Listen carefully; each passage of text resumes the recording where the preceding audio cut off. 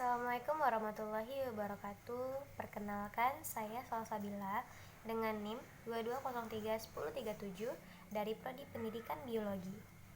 Baiklah, pada kesempatan kali ini saya akan mempresentasikan mata kuliah pengantar kewirausahaan dengan judul Analisis Lingkungan dan Peluang serta Ide Wirausaha.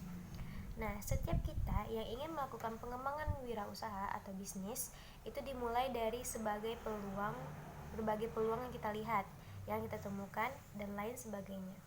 Peluang itu bisa saja muncul begitu saja tanpa kita sadari, dan itu bagaimana keberanian kita untuk menangkap ide-ide atau itu sebagai sebuah peluang bagi kita ke depan untuk membuka suatu usaha atau bisnis tertentu.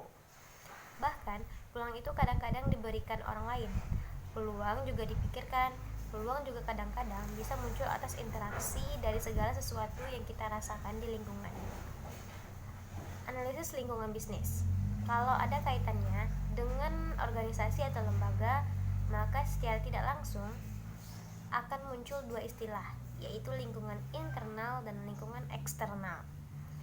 Nah, internal artinya lingkungan yang terkait dengan eksistensi sebuah organisasi, dan lingkungan eksternal adalah lingkungan di mana kondisi-kondisi atau situasi terkait dengan kegiatan operasional sebuah organisasi atau lembaga tertentu. Dan bagaimana kegiatan operasional ini pada akhirnya bisa bertahan.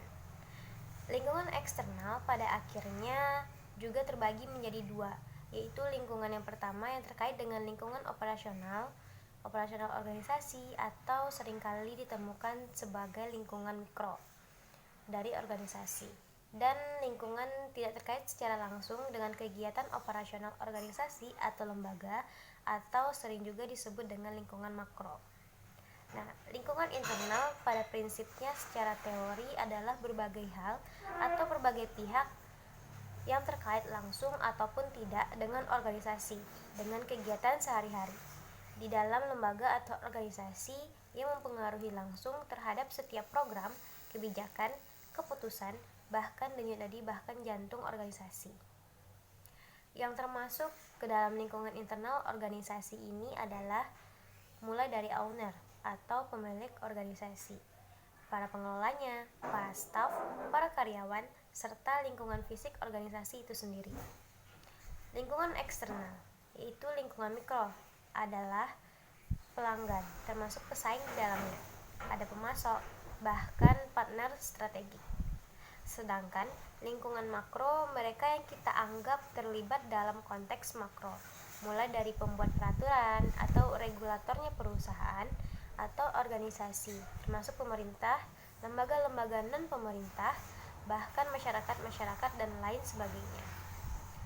Organisasi bisnis berada dalam satu lingkungan, dan lingkungan inilah yang akan dapat menjadi faktor pendorong, bahkan sekaligus akan menjadi faktor penghambat organisasi bisnis. Pada dasarnya, ada dua faktor lingkungan yang akan memberikan pengaruh pada aktivitas bisnis yang akan dilakukan, yaitu lingkungan kerja dan lingkungan sosial. Lingkungan kerja termasuk lingkungan sosial, dalam konteks kerja termasuk lingkungan sosial, dalam konteks bisnis akan menjadi faktor lingkungan yang sangat kuat. Pada prinsipnya akan memberikan pengaruh dan sekaligus memengaruhi organisasi secara keseluruhan. Secara langsung, elemen-elemen tersebut adalah pemerintah, kreditur, termasuk di dalamnya pemasok, karyawan, konsumen, juga pesaing, dan lain sebagainya. Sementara lingkungan sosial itu meliputi berbagai tekanan-tekanan umum yang mempengaruhi secara luas. Misalnya tekanan di bidang ekonomi, tekanan di bidang teknologi, tekanan di bidang politik, tekanan di bidang hukum, tekanan di bidang sosial budaya yang secara tidak langsung akan memberikan dampak pada sebuah organisasi tersebut. Dan tentunya berpengaruh pada proses pelaksanaan bisnis yang kita lakukan. Nah, kita akan menjelaskan satu persatu tentang tekanan tadi, yaitu yang pertama lingkungan ekonomi. Lingkungan ekonomi satu masyarakat dapat digolongkan ke salah satu sistem perekonomian, yaitu kapitalisme, sosialisme, dan komunisme. Perekonomian menjadi faktor yang akan mempengaruhi hampir ke semua prospek bisnis yang akan dilakukan.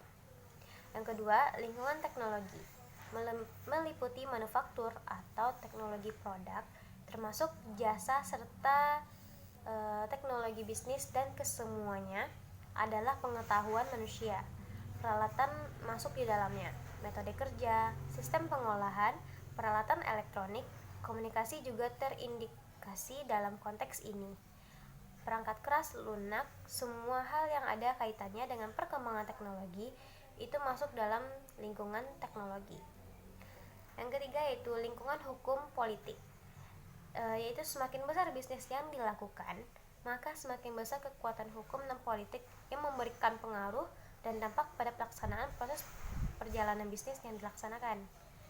Nah, yang keempat adalah lingkungan sosial dan budaya. Ini berhubungan langsung dengan adat istiadat, karena kita ada di setiap tempat yang akan dipengaruhi oleh adat budaya setempat. Kita lah yang harus mengikuti, bukan adat istiadat tersebut yang mengikuti kita. Nah, analisis peluang usaha yaitu kajian pertama bagaimana memahami pasar dan pelanggan. Ada beberapa catatan yang mesti kita pahami. Yang pertama, seorang wirausahawan atau bisnismen mesti mempelajari dan memahami kebutuhan dan permintaan masyarakat. Yang kedua, seorang wirausaha merancang penawaran pasar yang memuaskan sekaligus membangun hubungan pelanggan. Yang ketiga, seorang wirausaha mesti punya orientasi yang jelas pada hasil dari memahami pasar itu, peningkatan pendapatan yang sifatnya jangka panjang. Itulah catatan yang harus kita lakukan dalam analisis peluang usaha. Nah, peluang itu sendiri muncul karena beberapa sebab. Nah, yang pertama adanya masalah, yang kedua adanya karena keinginan, yang ketiga adanya kebutuhan, atau yang keempat karena memang diciptakan. Nah, jadi peluang itu dapat kita pilih dari mana saja. Seterusnya, analisis ide dan gagasan wirausaha. Wirausahawan atau yang kita sebut sebagai entrepreneur adalah seseorang yang mengembangkan produk baru dengan ide baru, kemudian membangun bisnis dengan konsep yang baru. Nah, gagasan dalam struktur bahasa artinya segala sesuatu yang menginspirasi seseorang yang mendorong munculnya suatu ide usaha. Untuk seseorang wirausahawan, gagasan ini menjadi awal penciptaan dari usaha yang akan mereka lakukan. Gagasan memiliki nilai tinggi yang sebenarnya patut dan bisa dilindungi di bawah payung hukum untuk memastikan kreativitas seseorang. Pendapat dari Suryade mengatakan bahwa banyak hal yang menyebabkan usaha mengalami kegagalan, dan beberapa hal yang menyebabkan kegagalan itu dalam mewujudkannya. Beberapa gagasan bisnis itu diantaranya, yang pertama, terkait dengan data dan informasi yang tidak lengkap. Yang kedua, tidak teliti. Kegagalan disebabkan karena kurang dalam meneliti dokumen-dokumen yang ada. Yang ketiga, akibat salah perhitungan. Nah, itulah penyebab beberapa kegagalan yang terjadi dalam berwirausaha. Nah, penyebab lainnya adalah pelaksanaan pekerjaan yang salah, kondisi lingkungan yang tidak tepat, dan adanya unsur kesengajaan. Nah, itulah beberapa penjelasan mengenai materi kali ini. Sekian dulu yang dapat saya sampaikan. Saya akhiri, apabila ada kata yang salah dimaafkan. Wassalamualaikum warahmatullahi wabarakatuh.